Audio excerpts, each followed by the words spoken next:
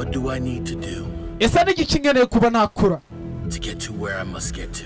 Kugera ku rwego ngombana mbega buretse mbabwire iki ni icyigisho nshaka kugira mbwire abajya baba barashatse kwinangira bajya baba bafite intumbero nyine zikaze cyane ariko ugasanga bafite uruhare runini rukomeye cyane kuba ari bo bonyine babasha kwihagarika kudatera imbere cyangwa se kutagira ku cyo bashaka kugeraho. Nyine ugasanga hari udusoresore nyine usanga turongaho dushaka kuzakora imishinga ariko twabona amafaranga tukayanywera bitumenye ikibazo kiri hagati yo kudatera imbere kwatwo no kubura nyine icyizere cyo kwigezaho dushaka kuba twagira. Gusa mwihangane ntago nsondetse utwo dusore nyine mu gihe nyine nta mafaranga uba ufite nta n'intumbero buri agasore uba ufite ikiza. What do I need to do ese ni iki nkeneye kuba nakora to get to where I must get to? uti kwigeza ku rwego rwumva nshaka nyine kugira urwo ngomba kugeraho.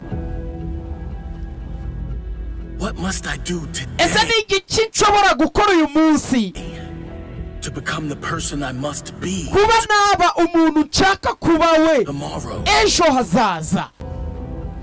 Who do I need to become ese ninde nkeneye kuba naba we cyangwa se ninde nkeneye kuba nabihinduka we to get to where I must get to? uti kugera ku rwego ngomba koko kugera kuba nyine nanjye ntabwo mba nshaka kuba ndi mu buzima nk'ubu ngubu mba nshaka kugera ku kandi karivo. Nyine ni iki ngomba kuba nakora? What do I need to do ese ni iki nkeneye kuba nakora? to become Mwabasore mwe ndagira mwumvira aha nyine mwe mugifite akanya ko gukora kugira mugera ku rwego ruri hejuru mwumvira ku iyi nama. who I must become? ese ni iki kuba nakora kugira mbe uwo ngomba kuba naba we nyine nanjye ejo banyita umuntu mu bandi we? One of the most powerful questions iki ni kimwe mu bibazo by'ibinyembaraga nakwibaza njyewe ubwanjye ask yourself every uti day. kandi nawe ukaba wakwibaza buri munsi wowe ubwawe Every single time you need to make a decision. buri kanya kariko kose uba ukeneye gufata umwanzuro What do I want to be proud of ukavuga uti ese ni iki nkeneye kugira nanjye kinshimishe tomorrow? ejo hazaza? Who do I want to be ese ninde nkeneye kuba naba we nanjye tomorrow? ejo hazaza? nanjye nyine ni iyihe shusho nshaka kugira nzambara ejo hazaza?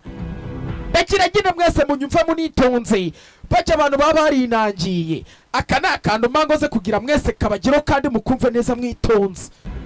The guy that quit aho uteze mba nshaka kuba wa musore ucecetse or the guy that kept going? cyangwa se wa musore ukomeza gushakashakisha nyine ukubitisha hirya no hino ashakisha amarongo? The guy that took the easy option nyine wa musore ufata imyanzuro yoroshye or the guy that went all in? cyangwa se wa musore ubyigiramo nyine ujya wiyemeza ihangana? The guy mwibyo byose ukeneye kuba ndi that gave into temptation or the guy that showed discipline? cyangwa se ushaka kuba wa musore wibereye uko ashaka cyangwa se ushaka kwibera wa musore nyine werekana discipline muri rubanda? Discipline, because the hard work I put in today auti discipline ni ukubera yuko nyine ari akazi kaba gakomeye washira mu munsi cyangwa se ni akazi gakomeye nshiraho buri munsi. worth it tomorrow. The discipline I show today auti will discipline nerekana uyu munsi be worth it for many tomorrow.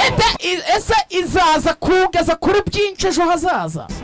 The strong choices I make today will cyangwa be se amahitamo mfata akomeye uyu munsi, umwanzuro mfata ukomeye uyu munsi niyo uzankorera ejo wanjye hazaza. urumva abandi bana baba bazi kwiteganyiriza ariko ugasanga umuntu nyine ntabwo azi gufata imyanzuro mbega atinya ihangana. kandi hano barakubwira uti umwanzuro ukomeye ufashe uyu munsi ntuzakubyarira amatunda ejo hazaza. proud for many tomorrows. Hey!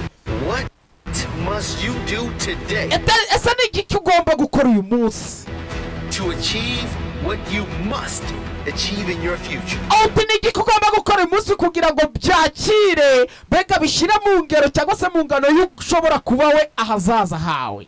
What do you need to do ese ni iki ukeneye kuba cyo? get to where you must get to? uti kugera ahariho mbese ukeneye kuba iki kugira ngo kibashe cyakugeza aho ushaka kugera? he bababwira uti mwizi minsi we twarabahagarukiye kandi ni ugukora cyane. Do you need to learn? ese ukeneye kuba wakwiga iki cyo utigeze wiga kuva kera?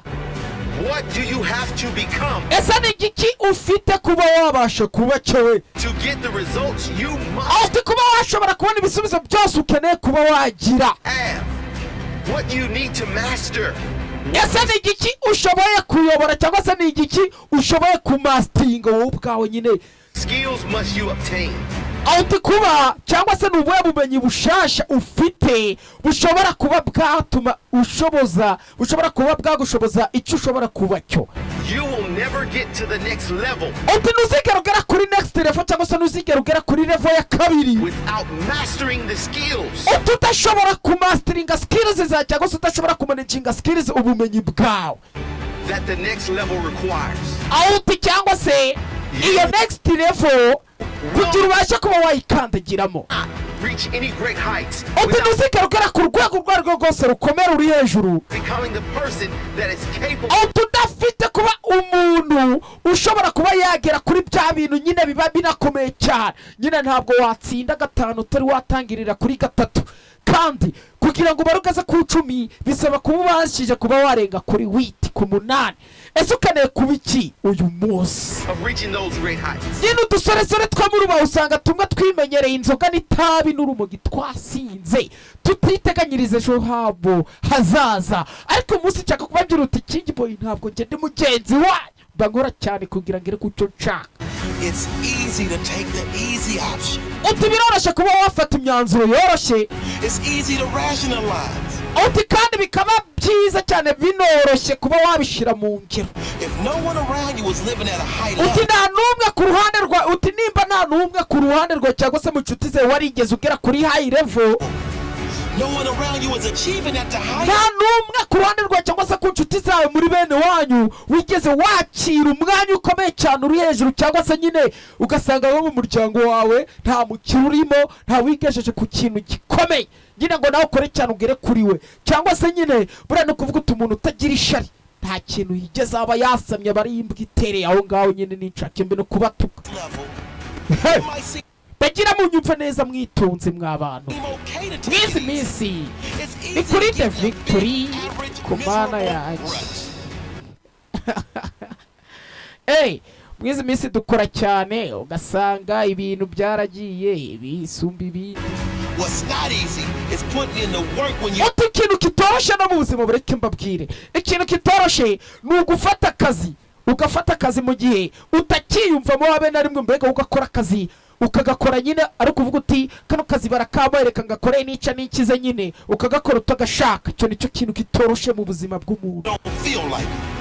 What's not easy is continuing to raise the ufite n'ikintu kitoroshye ni ukuvuga uti ni ugukomeza wo kwizamukira ukazamura ubumenyi bwawe n'amafaranga ukajya wimanukira mu tubari ukajya gusipendinga amafaranga aho kugira ngo uyashore mu kintu kizakubyarira umusaruro. icyo nicyo kintu tubara ko kitoroshye when everyone around you remains the same. uti mu gihe abantu bamwe na bamwe nyine baba iruhande rwawe mu bantu mubana mu nshuti zawe bakubona yuko uri kadaga uhora mu mwanya umwe gusa utajya utera imbere.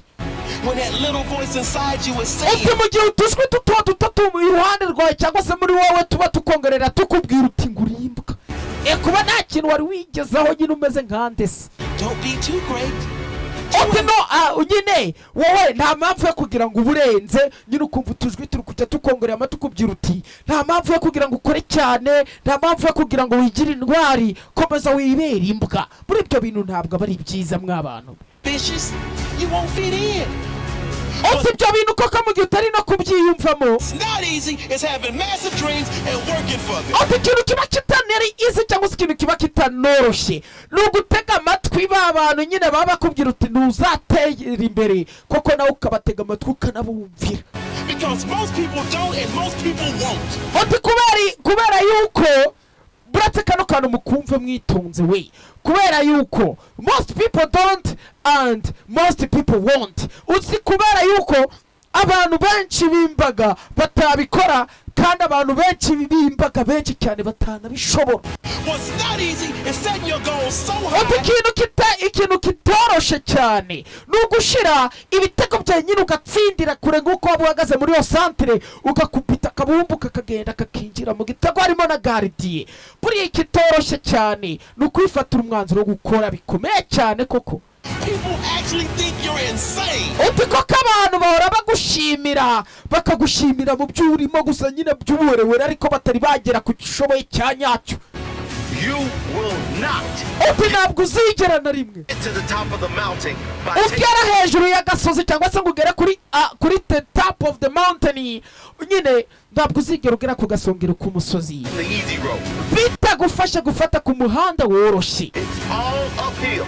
uti byose biri hejuru y'agasozi burya hari aho utinya kuzamuka. Yes sir. A challenge that will build strength, pride. So